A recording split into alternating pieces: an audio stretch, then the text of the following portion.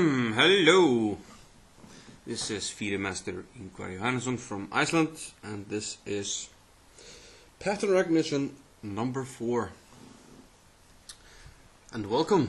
It's been a long time since we made number 3. I thought number 4 was long overdue, and here it is. Now, before we move on to the patterns themselves,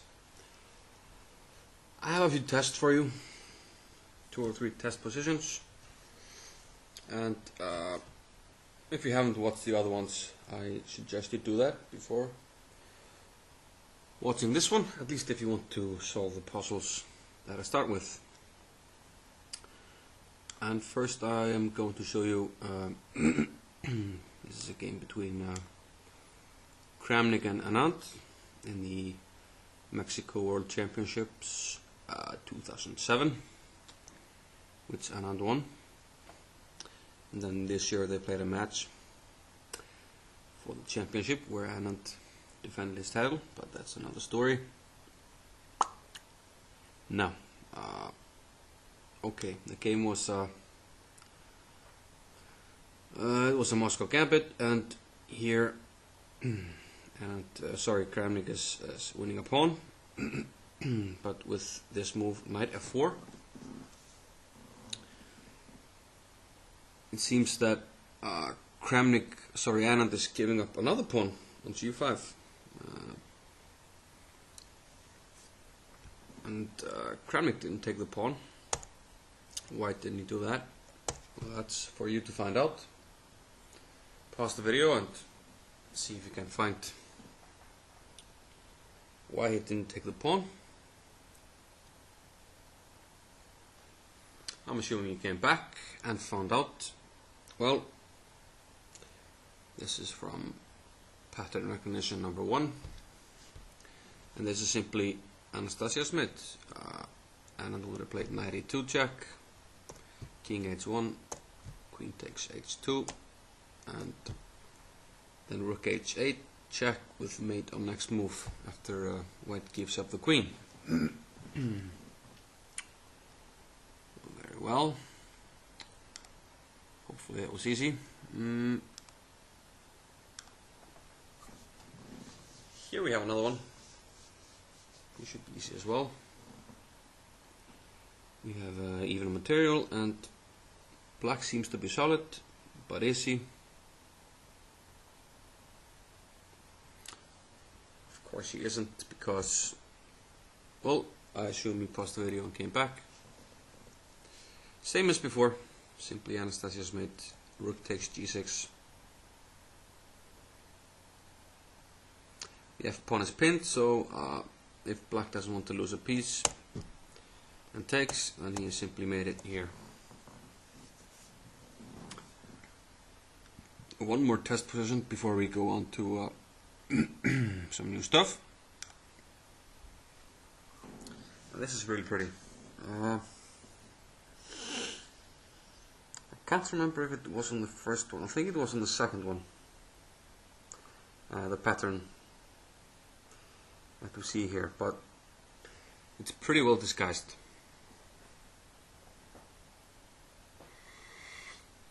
So first, okay, I'm going to give you a hint, but first try without the hint.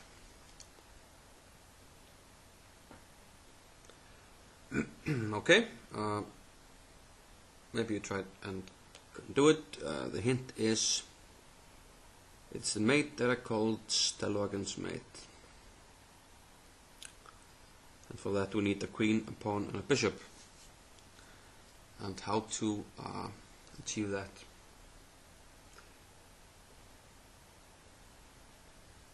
With the white pieces, affect, you play rook takes e4. The point of this move is to open a diagonal for the white squared bishop after d takes e4. Then came bishop e5. Another sacrifice which black must accept. If he moves the king, then simply queen h8 will be made, so he takes. And now rook takes f5. And no matter what black does, it's checkmate. Of course, queen takes f5. Then we have the mate in its pure form, and you should remember this from the Stellwagen game. He had black, but it's the same thing. The bishop has this diagonal. The queen covers the rest of the squares, and the pawn the final squares and takes care of the queen. I found this example to be pretty nice. But okay, now we're going to move on to some new patterns, and the first one we're going to look at is tactical pattern number 4, and it is well, I call it Pettersson's move, because I think the most famous example of this pattern occurred in the game. Yeah, why not? Not this one. Bum bum bum bum bum bum. Yes, it occurred in the game Pettersson against Spassky. And Pettersson was white, and of course he can take the rook on f7 with the knight, and he's a pawn up and probably should win, although he has some problems with his king. But Pettersson played a really strong move here, and well, since you haven't seen the pattern, you might want to pause the video and see if you can find that strong move. Pettersson played here the famous move queen to h8. Black has to take it, and the point of this sacrifice is of course to lure the king to a square where it can be forked. And after this fork, white is simply a piece up, and Spassky resigned. And I was recently exposed to this pattern, or thought about it.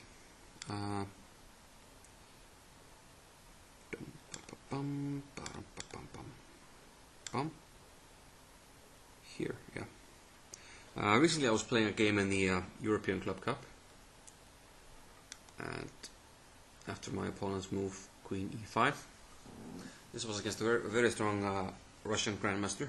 I had the white pieces, and we were in time trouble here. I had, I think, about 1 minute left, and he had 5 minutes. And although I didn't fall for the trap, I was really happy that I spotted it instantly and at least gave it a chance. So I play here queen to d2,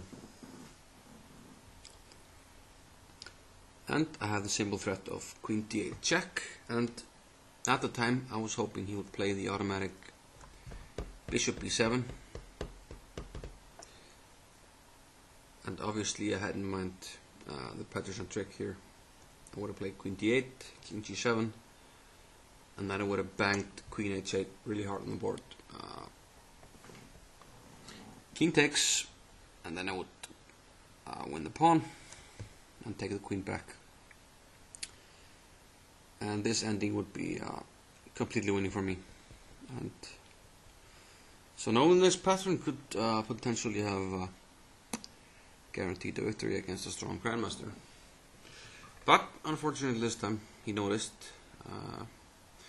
But nonetheless, this was a good game, and I will analyze it most definitely. Funnily enough, in the same matchup against this strong Russian team, no, actually it was a German team, but they had some Russians. My teammate was black in this position, and here white missed a chance to use the Pettersson trick. Could have played rook h8, which he more or less has to take, and no, knight takes f7 is actually the best move, but then the pattern in its pure form would be queen takes e5. He has to take, and knight takes. And white would probably be winning, but it's more winning if we go the other way. But I found that particularly interesting that this pattern cropped up in the same match, although without being materialized in both cases.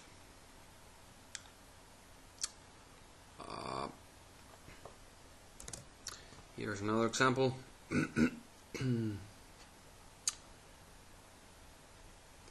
Black used a trick here in a slightly different form, but it's the same theme. Queen of h1, getting king in place to be forked, and well, black wins a pawn. Although he had to calculate here, of course, that he would survive this pin, and he does so by king f8. And actually, the end of this game was rather neat. Pawn is attacked, but now it's actually black who's doing the pinning. The king has to defend. But another nice tactic, and white had to resign.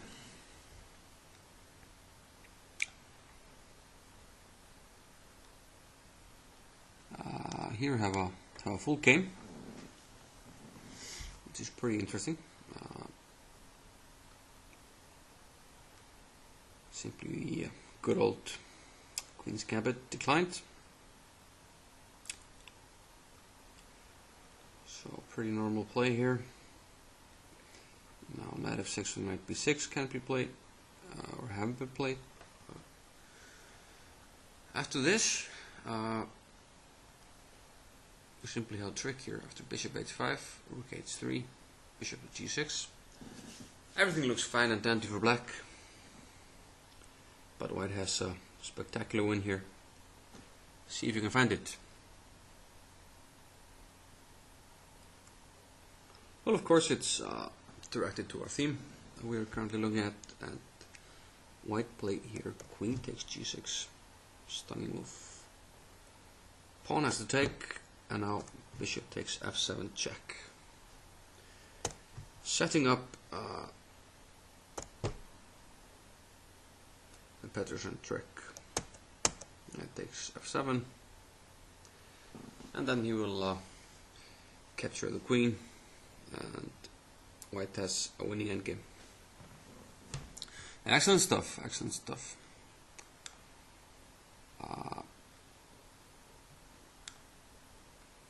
Here we have, well, this is pretty simple, but you have to stay alert, try to find the solution. The solution is rook takes d8. You have to play this first so that the queen is unprotected, of course. If you play queen h8 immediately,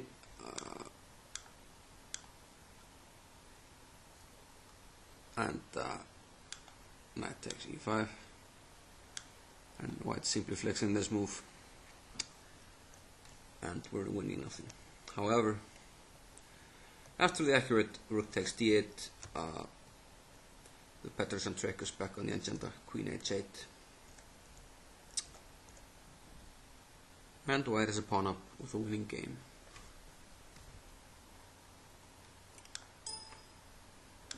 Let's see some more examples.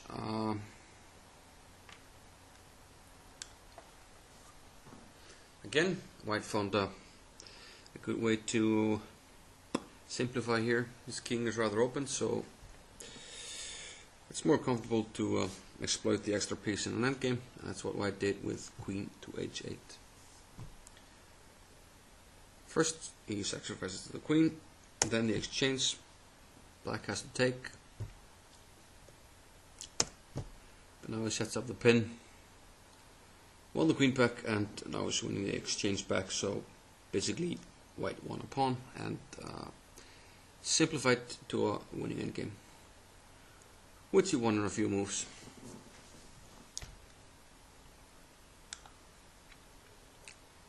On we go. Queen takes f6. Well, this is slightly different. White played Queen H8. However, this is a discovered check this time. And after King G8, what is our move?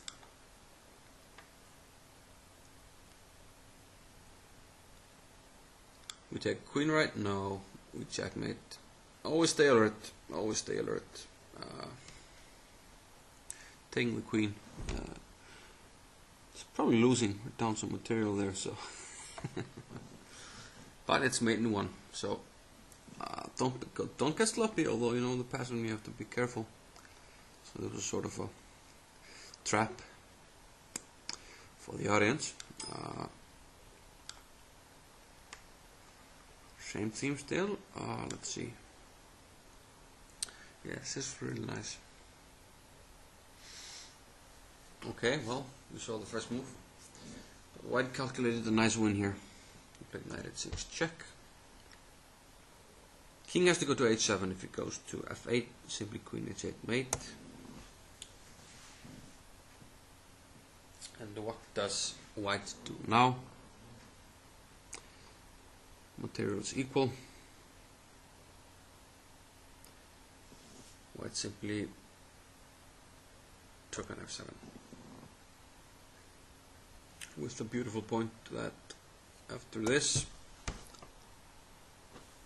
black has to defend the rook, otherwise white takes the rook with a fork. However, we can still force the fork up on black with Peterson's move, queen to h8 takes, and black was signed here. We won the exchange and a pawn, so that was pretty nice.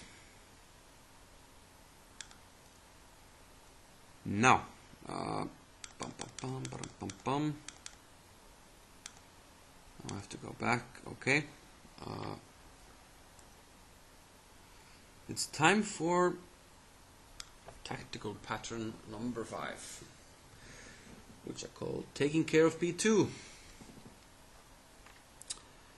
And I kind of thought of this as a pattern some time ago when Josh Becht was playing a live game, a live blitz game here on chessvideos.tv. He went something like this.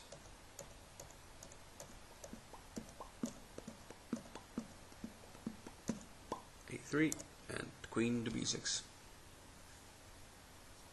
And here, of course, black is attacking the b2 pawn, and just played, I believe, b4 here. However, white can also just develop here, because the fact of the matter is that the b2 pawn doesn't need to be defended. Okay, maybe in this case b4 might be stronger, because black might take on f3. However, as you see in my next example, which is from my own game against Victor Bologan, the European Club Cup, he played queen b6 here, and I simply played a3, which looks like a might be a usual move. Black usually expands on the queen side with b5. So I thought I just won a tempo in this game, because he retreated the queen back to c7 soon after that. And okay, a3 might not be the most important tempo in the world, but it's still tempo. And the point here, of course, is that if he takes on b2, we simply have knight to a4. And the queen has no squares. Knight attacks it, takes care of c3. Bishop takes care of b5, and the pawn takes care of this square.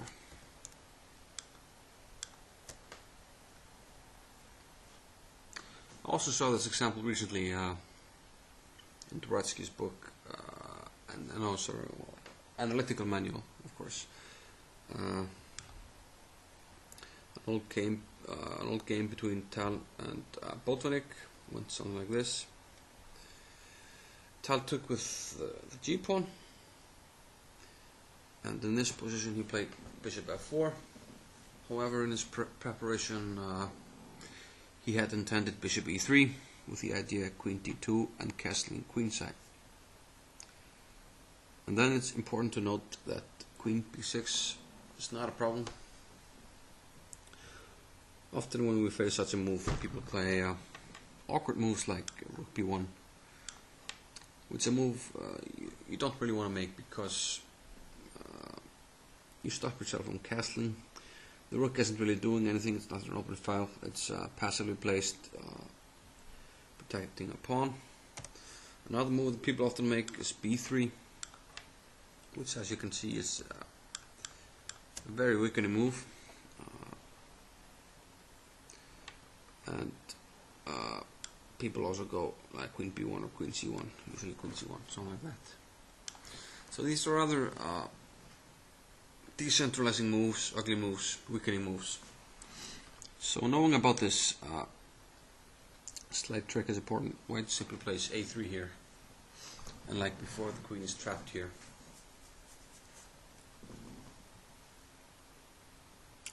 So I remember this trick also in some Slav exchange lines. With an early queen b6, so I can simply play a3. So it's important to note that, like before, after knight a4, the knight is covering b6, attacking the queen and protecting this square. Of course, the queen and the rook are usually here, so the queen is protecting this square. Sometimes we have a pawn here. Bishop is covering this important square. Pawn has got this one. And it's also important that we have a pawn on b7, so the queen can't go back. And also a pawn on d4, which of course blocks the queen from coming back here on this diagonal. So this is what needs to be in place for the trick to work.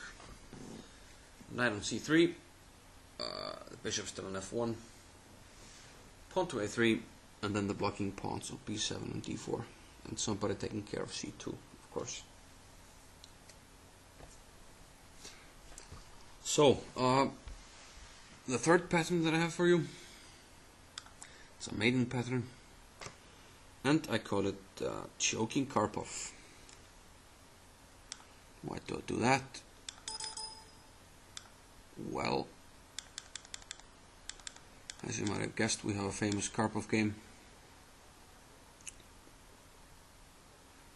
Dun dun dun dun dun dun. It's Karpov with white against Taimanov. Just played rook a1, and Karpov went rook to b1.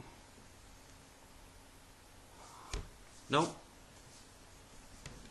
after black's next move, Karpov had to resign. So it's a rather simple move, but take the time out and find it.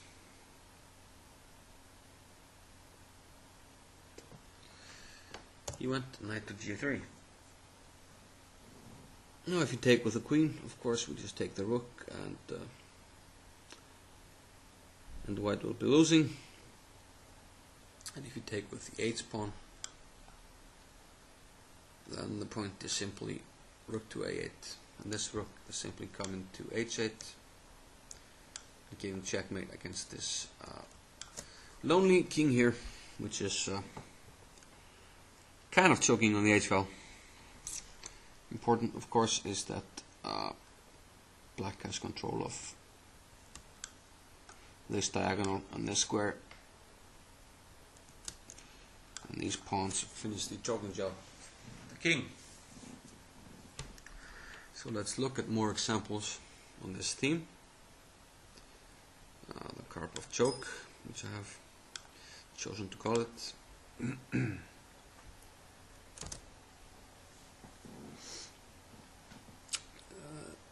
This is from a game like, well, most of my examples.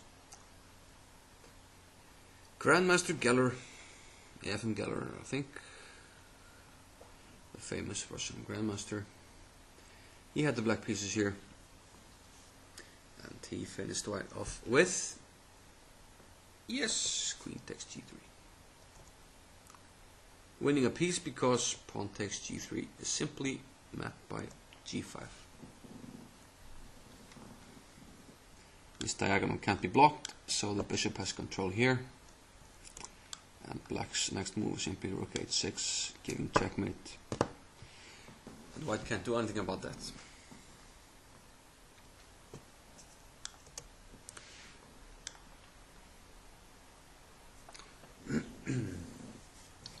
Here's another example, slightly more complicated, but once you know the idea, I think you will find it. It's black to move.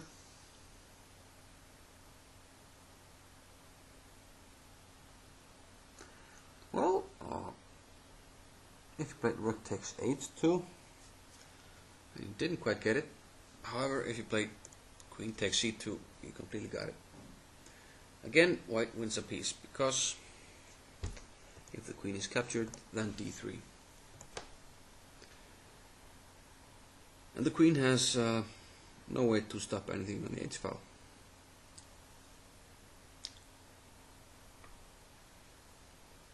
It's important not to play rook h2 here as well, because now white plays g4 and escapes. However, in our line, after d3, everything is forced. If queen takes, then rook takes h2 is with check, and it's just checkmate here, as you can see.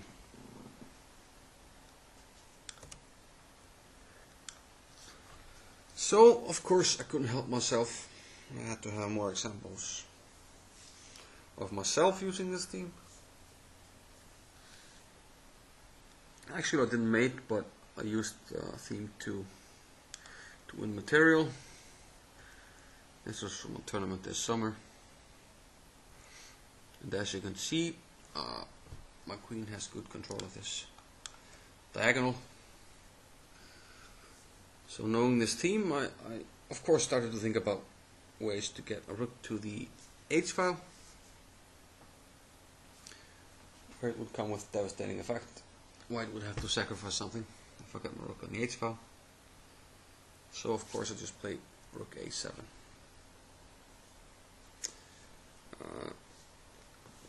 White actually found a good move to stall me, but nothing more than that. And after this, I have the clear threat of bishop to h6. That's indeed what I played, bishop h6. You can't take it because I pinned the queen, and well, now the queen has only one useful square. But I just take here, and I won a piece. He has to interpose the knight, and he doesn't really have anything. I'm up a piece and I won this after 5 more moves. Let's just look at it quickly. Just stopping everything. And then exchange the queen, so yeah, he resigned.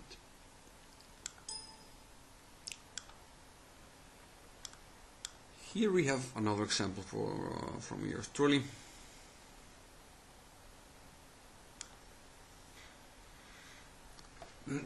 Starting from this move, this was against Jan Sotema from, I think he's from the Czech Republic. I think he was playing in the European Cup as well. But this is from a tournament in 2004, so it was much earlier then. Knight h4 already. I had an idea, an evil idea. You see my queen here, blocking the g8 square. And after some exchanges, I thought it would take on d3 when I have a pretty good position because of my more active pieces and my control of the c file here. However, I couldn't believe my luck when he played knight to c6. and now I have a simple win. In accordance with our theme, I played knight g6 and black had to resign because this simple mate is coming.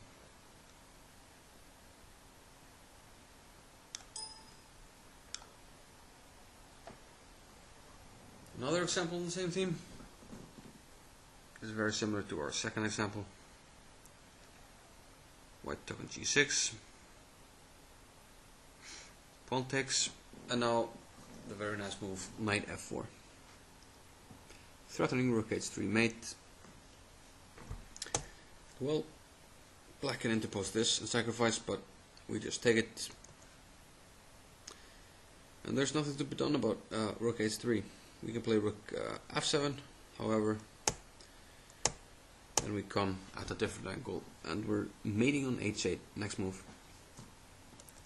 The other attempt to block the diagonal with queen f7.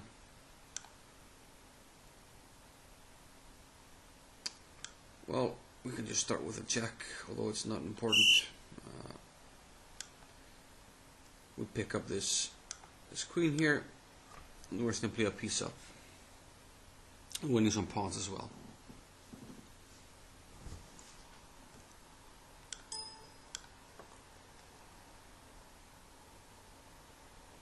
Okay, this one actually got mixed up in the order. Let's see, this was the last one. Yeah, okay. So this should actually have been with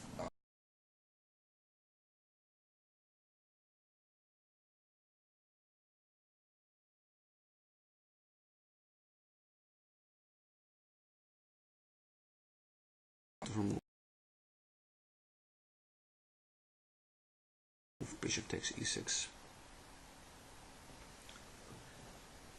When black completely falls apart. The point, of course, is after bishop takes e6, queen to f8, duarting the king and getting the decisive fork.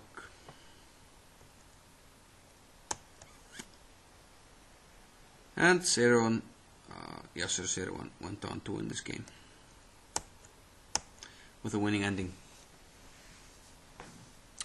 So those are my 3 examples for this pattern recognition video. It was Pettersson's move, it was taking care of b2 and choking Karpov. Well, I hope you enjoyed this, and I will try to keep making these. And I hope you keep watching, and I'll see you next time. Bye bye.